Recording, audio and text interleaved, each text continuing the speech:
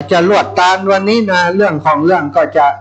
ลวดเอาปัจจัยที่ศรัทธาญาติโยมหอมห้องน้ำตาลวันนี้เลยเป็นบุญด่วนทันใจอาจารย์เดี๋ยวจะประกาศพระสงฆ์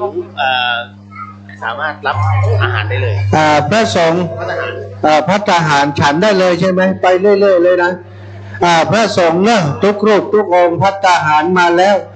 ไผ่พร้อมก็ไปเลยเนอะครับเนอะฉันเจ้าเลยบัดรอกันละเนาะไผ่พร้อมก็นิมนต์เลยนะครับเนอะแม่แสงล่าทาโทน300 บาทแม่ล่าวงศา40 บาทแม่อามกรดคำ100 บาทแม่จันเรือนใส500 บาทแม่สาแก้วพง200 บาทแม่ทองสายที่ยศ300 บาทแม่มาศสินทร100 บาทแม่สุทันจากแม่สุทัศน์จากแม่วาง200 บาทนายภูวชัยติวิภา200 บาทนางสาวนุเย็น50 บาทนางสาววิมล50 บาทแม่นวลตา100 บาทแม่บาน100 บาทแม่สม100 บาทแม่คำแดง100 บาทอันนี้ห้องน้ำเนี่ยโอ้ปอดชายอิงมาแหม100 บาทฉันเจ้าก็เป็นเตือกเนาะ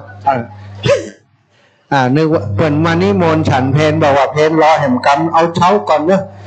พ่อชายอิงเขียนประดุนขึ้นไปตรงนู้นเลยครับฉันเจ้านิมนต์ครูบาอาจารย์พระภิกษุสงฆ์องค์สามเณรเนอะไปฉันเจ้าก่อนเนอะมาถึงแล้วฉันเลยครับเพราะว่าทยอยกันไปทยอยกันฉันไปเนอะทยอยกันฉันไปฉันเจ้าจังหันเจ้านะตอนนี้เลยเนอะอันนี้ป้อไซอิงป้อไซอิงเขียนให้กัน100 บาทสตังค์จอมพูดได้เลยป้อไซอิง100 บาทปากกาป้อไซอิงไผ่จะร่วม